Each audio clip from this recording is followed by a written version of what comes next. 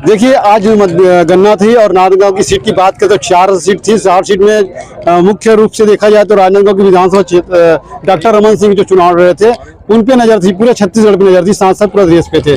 आज उनकी बात करें तो लगभग अभी डॉक्टर रमन सिंह अपने प्रतिनिधि कांग्रेस के जो गिरीश देवांगन है उसको लगभग 40,000 वोट से जीत हासिल कर चुके हैं। अभी और गिनती बाकी है। हमारे साथ कुछ पार्टी के कार्यकर्ता उनसे जानते हैं कि किस तरह से जीत हासिल की और क्या किया। आपको तो सबसे पहले संसदीय टाइम की सबसे बधाई हो कि छत्तीसगढ़ में भाजपा की सरकार बन गई है। आप किस तरह से लेते हैं और आने वाले चुनाव जैसे कि अभी लोकसभा भी है और किस तरह से बात करेंगे? देखिए, बधाई आपको भी और बधाई भारतीय जनता पार्टी के प्रत्येक कार्यकर्ताओं को, बधाई केंद्रीय हमारे नेतृत्व को, बधाई हमारे प्रदेश नेतृत्व को। और जिस तरीके से इस प्रदेश ने एक बार फिर से भारतीय जनता पार्टी का कमल खिलाया है, भारतीय जनता पार्टी के पक्ष में जो मतदान हुआ और उसका परिणाम छत्तीसगढ़ में जो है आज सरकार के रूप में कमल खिला है। मैं ये कहना चाहता हूं कि ये जो जीत है ये भारतीय जनता पार्टी के प्रत्येक कार्यकर्ताओं की जीत है। छत्तीसगढ़ की जनता का जो प्रेम, स्नेह और समर्थन मिला यह उसकी जीत है। भारतीय जनता पार्टी के प्रत्येक हमारे जो पदाधिकारी है उनकी जीत है।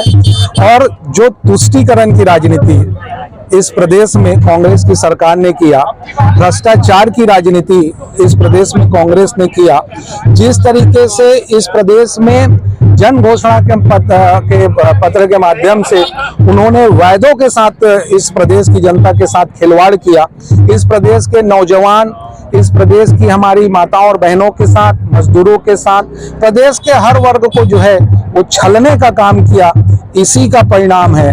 ये बोलते थे कि भूपेश है तो भरोसा है।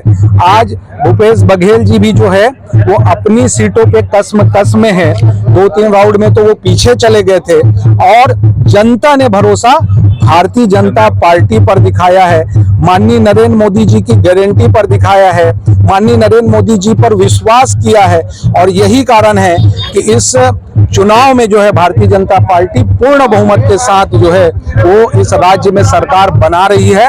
और प्रदेश के अलावा मध्य प्रदेश में भी और राजस्थान में भी भारतीय जनता पार्टी की प्रचंड जीत हो रही है। पिछले बार विधानसभा चुनाव हुआ तो डॉक्टर साहब भी जीत गए थे, 5 सीट में गई थी। इस बार तो जिला बदल गया है, छोटा हो गया है। 4 विधानसभा, फिर भी 3 विधानसभा कांग्रेस के पक्ष में गया और एक भाजपा गया। ऐसा क्या है कि कार्यकर्ता वहाँ पे काम नहीं कर पाए और जीत हासिल नहीं कर पाए? देखिए, भारतीय जनता पार्टी का प्रत्येक कार्यकर्ता हर एक विधानसभा में बहुत मेहनत किया।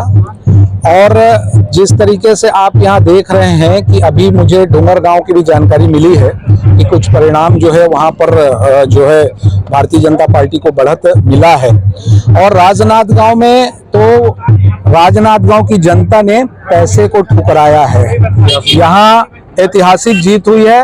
माननीय डॉक्टर रमन सिंह जी जो है अपना पिछला जो है सारा रिकॉर्ड जो है वो तोड़ के अपनी एक बड़ी जीत दर्ज की है। और इसका श्रेय राजनांदगांव विधानसभा के सभी मतदाताओं को जाता है, राजनांदगांव के भारतीय जनता पार्टी के सभी कार्यकर्ताओं को जाता है। और हम जो है जिस तरीके से एक हमारा जो अनुमान था और जो एग्जिट पोल आ रहे थे जो चुनाव के बाद, वो सारे एग्जिट पोल को छत्तीसगढ़ की जनता ने ध्वस्त किया।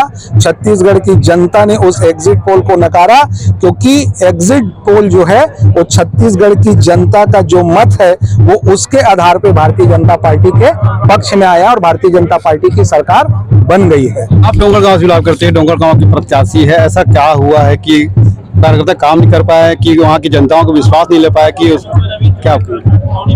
डोंगरगांव विधानसभा में हम चुनाव जीतने जा रहे हैं, अभी राउंड बाकी है। कुछ परिस्थितियां वहां पर है, उसका तो पार्टी की नेतृत्व उसमें तय करेंगे क्या समस्या है। बाकी वहां पर भी भारतीय जनता पार्टी के प्रत्याशी भाई भरत वर्मा जी की सुनिश्चित है। अभी 3-4 राउंड बाकी है, अभी उम्मीद बनी हुई है। हमारे सभी लोग लगे हुए हैं, मेहनत किए हैं, उसमें विश्वास है। देखिए, पूरी तरह कह सकते हैं कि राजनांदगांव की बात तो करेंगे, जो डॉक्टर रमन सिंह है वो तो अपनी रिकॉर्ड तोड़ के ऐतिहासिक जीत कर रहे हैं। लेकिन बाकी विधानसभा जो क्षेत्र है, 3 विधानसभा है, उसमें कांग्रेस ने बढ़त ली है और अभी राउंड गिनती चली है। तो देखना यह होगा कि राजनांदगांव जिले में कितने सीट भाजपा के आते हैं और कितने कांग्रेस से। फिर भी जो एग्जिट पोल है जो बता रही है कि भाजपा की सरकार बढ़ रही है। शशिकांत, सनसनी टाइम्स, छत्तीसगढ़। विधानसभा डोंगरगांव 13वां राउंड। दलेश्वर साहू 4100, हृदय राम साहू 7, मदन लाल टंडन 9, रमेश कुमार वर्मा 12, रमेश कुमार वर्मा 9,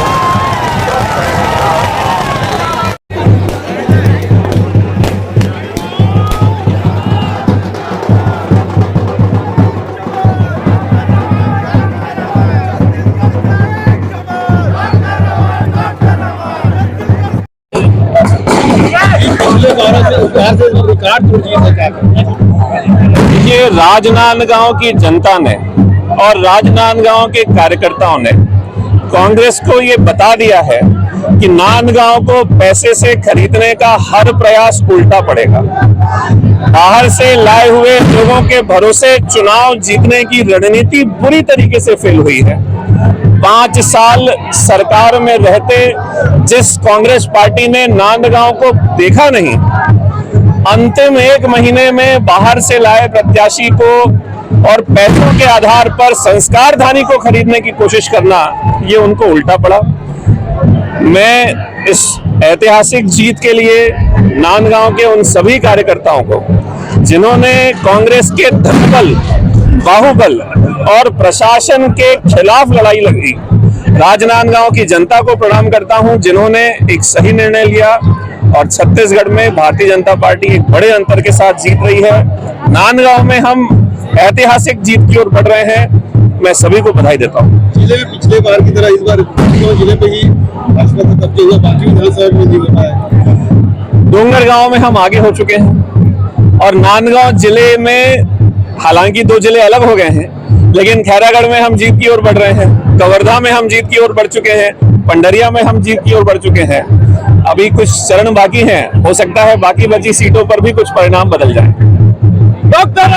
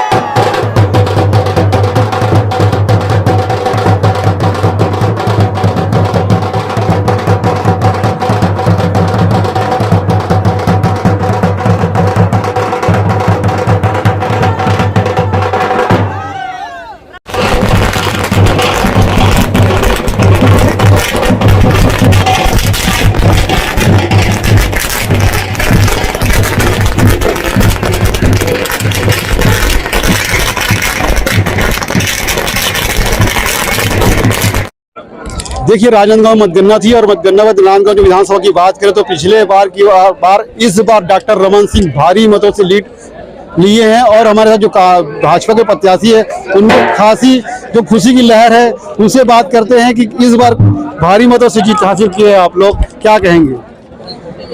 भारतीय जनता पार्टी के ऊपर राजनांदगांव की जनता ने विश्वास किया और डॉक्टर रमन सिंह जी जो यहाँ से 4थी बार चुनाव लड़ रहे थे, तो पिछली बार की अपेक्षा इस बार उनको भारी बहुमत से लगभग 40,000 वोटों से जिताया है। इसलिए हम डॉक्टर रमन सिंह जी के साथ साथ शहर की पूरी जनता को धन्यवाद देते हैं। दूसरी तरफ भूपेश बघेल के अत्याचार, भ्रष्टाचार, अनाचार और अत्याचार के खिलाफ भारतीय जनता पार्टी को लोगों ने भारी मतों से वोट दिया है। इसमें महिलाओं ने विशेषकर जिनके साथ छल कपट किया था कि उन्होंने कहा था शराबबंदी करेंगे, लेकिन शराबबंदी ना करके गंगा जल की कसम खाई थी ले लेके, लेकिन उन्होंने शराबबंदी ना करके घर घर कोरोना काल में घर घर बहुत सेवा की थी।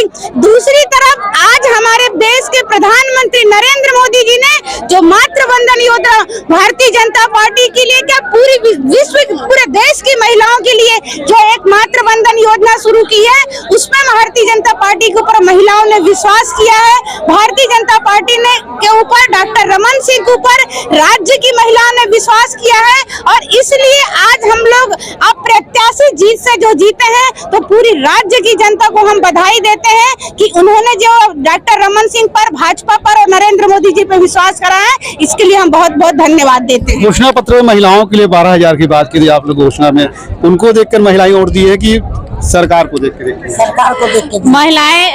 महिलाओं ने घोषणा पत्र में 12,000 के माध्यम से ही नहीं, बल्कि इस भूपेश सरकार की, भ्रष्ट सरकार की अत्याचार और अनाचार के कारण महिलाएं भी तंग आई थी।